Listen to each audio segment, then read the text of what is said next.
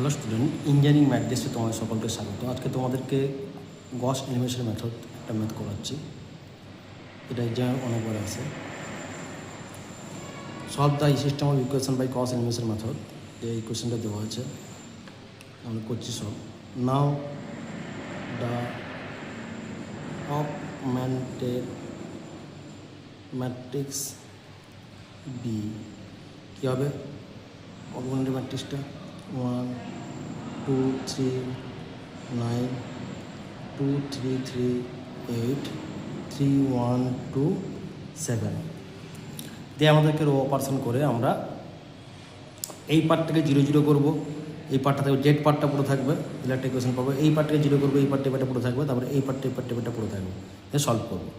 এরকম এখানে যদি আমরা যদি লাগাই, যদি অপারেশন দেখো R2 সঙ্গে R2 ড্যাশ কী হবে না, R2 - 2R1 করবো। আর R3 ড্যাশ সমান কী হবে? R3 - 3R1 করবো।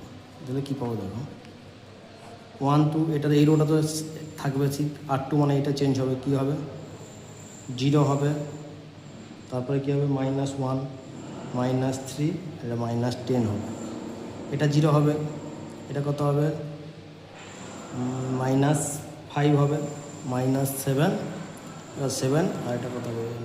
-27, মানে হচ্ছে -20 হলো। অপারেশনটা করে এইটা পেলাম, নতুন R2 পেলাম, R3 পেলাম। এবারে কী হবে?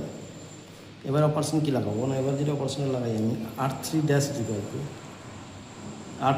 ইকুয়াল টু লাগাই আমি যদি R3 -5 R2, তাহলে কী হবে? 1 2 3 0 -1 -3 -10, এটা কত হবে?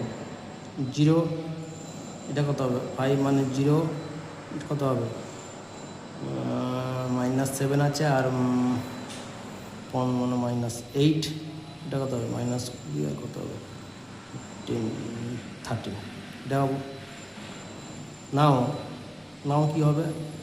8z = 13 পেলাম, সেখান থেকে z = হবে কত? 30/8, 8 30 পেলাম, 30/8।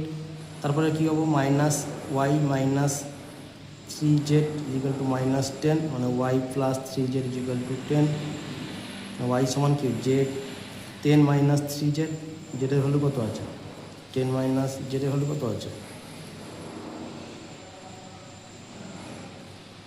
মানে 10 - 90/8 -10/8, এটা হচ্ছে ওয়াইয়ের ভ্যালু। এবারে কেমন জেডের ভ্যালু? এবারে আরেকটা কী কোশ্চেন পাবো না, x + 2y + 3z = 9, এইখান থেকে দেবো। ঠিক আছে, তাহলে কী হবে? এখান থেকে x সমান লিখতে -2y - 3z, 9 - 2 × -10/8 -3 × 13/8, 9 + -9/8, 8 হবে নাকি? 72 + 20 - 90, এটা হবে তো? হ্যাঁ, মানে কত হবে? 92, মানে এটা হবে 92 - 90/8, মানে হবে তোমার 2/8, মানে 1/4। এটা হচ্ছে এইটা। তাহলে x = 1/4, y = -10/8, z = 13/8, এটা অ্যান্সার।